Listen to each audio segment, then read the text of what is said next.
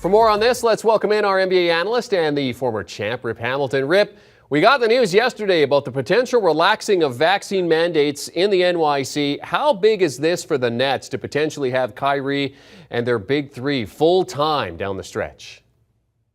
Well, this is huge. I mean, timing couldn't be better for the Brooklyn Nets, because we know going into the playoffs that you need to have all your guys in line with what's going on, and you need guys on the floor each and every night.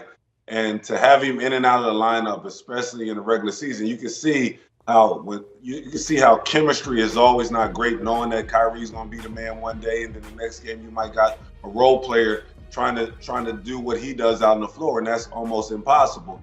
So to have him back on the floor full time with the guys, and now adding another all-star player in Ben Simmons, is a huge boost for this Brooklyn Nets team, because you need to be lucky, right? That's one thing, and also your chemistry got to be on point, especially in the playoffs. And to have three guys on the floor, three all-stars, learning each other each and every night. They don't have a preseason to kind of find out who they are. They got to find out who they are in the regular season. So having the rules changed a little bit to have Kyrie back on the floor, I think is a huge addition for the Brooklyn Nets. Rip, just how big is it for them to have Simmons just back on the court? It's big, because we seen last year in the playoffs when having two superstars on the floor just wasn't enough for Brooklyn to get over the hump.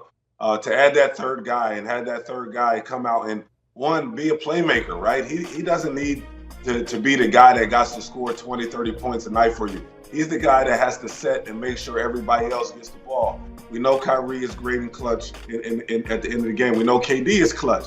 But the big question mark for them was on the defense side of the ball. Now they got a guy that can guard 1 through 5. Now they got a guy that doesn't have to have the ball in their hand late in the game, but can make plays, especially in transition for your ball club. So I think this is a huge addition for the Brooklyn Nets. And, of course, they play the Sixers coming up on March the 10th, although he's not expected to play in that game, given some of the reports that he's not even cordial with some of those players. Okay, on the other side of that, I mean, James Harden expected to make his Sixers debut tomorrow in Minnesota against the Timberwolves. They're just 2.5 games back of top spot in the East. How do they look for you as they push in the second half here? Well, even though I thought that Philly gave up too much in the trade, I like James Harden playing with Joel Embiid. I mean, now you got a 1-2 punch. Now this is the point guard /2 player that you've been trying to get a couple years ago when you've been trying to get Bradley Beal, but luckily you got James Harden. He's great in pick and roll. He's a guy that's a closer for you. When Embiid is getting double teamed down on the floor, you got a guy on the perimeter that can still make plays, and you can run ISO situations in late game situation. The guy that I'm watching, I got my eye on that we don't really talk about, is Tobias Harris. Now he can go back into his role that he's comfortable in, being the third option. When you had a Ben Simmons and a Joel Embiid, you needed another scorer. You needed Tobias Harris to go out there and get you buckets. Now you don't have to have that from him, especially with having James Harden on your roster. Now he can be the spot-up shooter. Now he can be the guy that can make plays off of these other guys. So I like James Harden in his role with the 76ers. Biggest question mark for me is, what type of offense are they going to play? Are they going to play fast? Are they going to play up and down? Or are they going to be a team that shoots 40 to 53-point shots like James Harden did in Houston? Or are you going to be a team that plays half-court basketball where Ben Simmons is very comfortable at playing that? So it's going to be a lot of question marks on the offense end, but I like the addition of James Harden on this roster. Yeah, we'll see how he fits in starting on Friday night against the Timberwolves. All right, the New York Knicks on a 3-game losing skid as they come out of the All-Star break, and head coach Tom Thibodeau was refuting reports Wednesday that his relationship with Executive Vice President William Wesley has soured.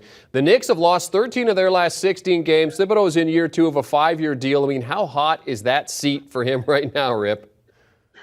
It's definitely hot. I mean, when you lose 13 of 16 games, and you look at his history, right? Tibbs has always done a great job of really coming to an organization and getting them out of the mud, especially in his first year. Really bringing good principles, really taking understanding of knowing who this team is from a defensive standpoint. That's what he always has done. The biggest question mark on Tibbs has always been, hey, is he practicing too much, or is he keeping guys at the gym a little too long? Is he wearing guys down?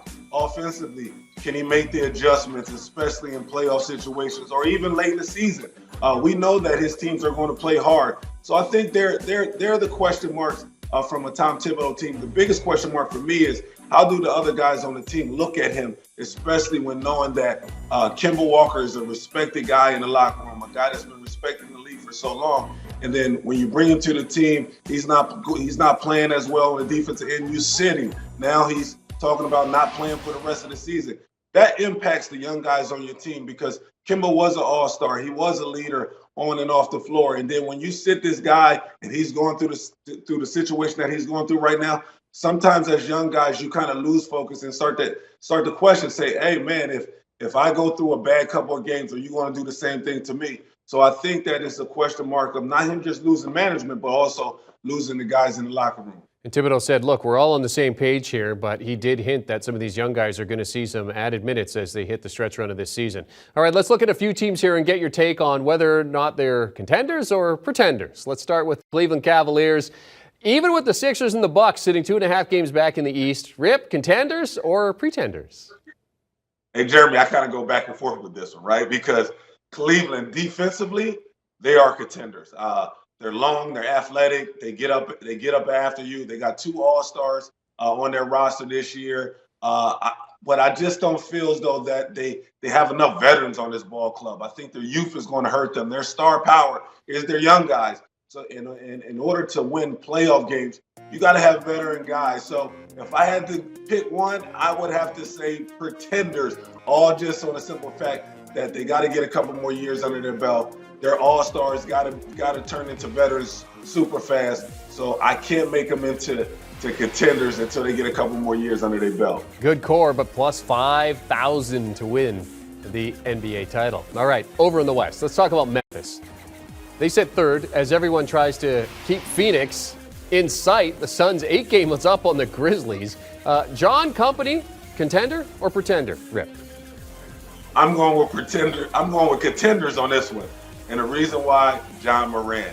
Anytime you got an MVP caliber player on your team and you got guys on their team that understands their role, they play great on both sides of the ball, I got to say contenders. I mean, I think this team is getting better as the season goes on and in the playoffs. They don't understand that, hey, they're still a young team. They don't understand that, hey, you know what, there's teams that have been there or played in a lot more playoff games than them. They think that they're the best team in the Western Conference. Their swagger is on another level. You got John Moran playing at an MVP level. So I have to say contenders. Rip, when you look at this team, I mean, is this the team that has straight synergy in the NBA right now in terms of their roles? I do, and that's hard to come by, Jeremy, especially in playing in the NBA. Guys are so much worried about because of them wanting to be an all-star, their agents telling them, hey, they got to play better. Guys are in contract year. It's a lot of outside noise. When you got a group that's locked in as one and playing well together and committed to making each other better, that's a great thing. All right, lastly, let's hit on the Lakers. Their biggest news over the break was LeBron announcing that he wants to play with his son Bronny. 6 games from a top 6 spot, so it's looking more and more like a play-in for them at this point. Rip, what's the ceiling for this Lakers team? Well, I mean, anytime you got LeBron James on your roster, it's really hard to bet against them. I would say that their ceiling is to probably still make it to the Western Conference Finals. Hopefully AD comes back and bounce back off an injury. But when you got 2 of the top 5, top 10 guys in our league, it's hard not to say that their ceiling is to not make it all the way to the Western Conference Finals. They just been in a rut all season long. I just don't think that the things that need to be fixed for them can be fixed, especially this season. So I would say the Western Conference Finals. I don't think they're good enough to make it to the finals, but when you got them 2 horses on your team, I give them a chance to make it that far. He is CBS Sports basketball analyst and the former NBA champion Rip Hamilton joining us to discuss the return of the NBA. Thanks, Rip. Good to see you, buddy. 7 Yes, games sir. in the league tonight as they return from the All-Star break. The Bulls trying to take sole possession of top spot in the East as their tug of war with Miami continues. They welcome Atlanta. We already talked about DeMar DeRozan and how great he has been as of late. No team in the NBA has more wins than the Suns since the Chris Paul trade, but they will be without him for the next 6 to 8 weeks after busting his right thumb. And Steph Curry hoping his 50-point All-Star performance translates to the regular season as the Warriors try to close the gap between themselves and the Suns. Do you want a sports network that delivers everything that matters about the game? The highlights, the picks, the instant analysis, no yelling, no fake debates, no politics. Hit the subscribe button and never miss a moment.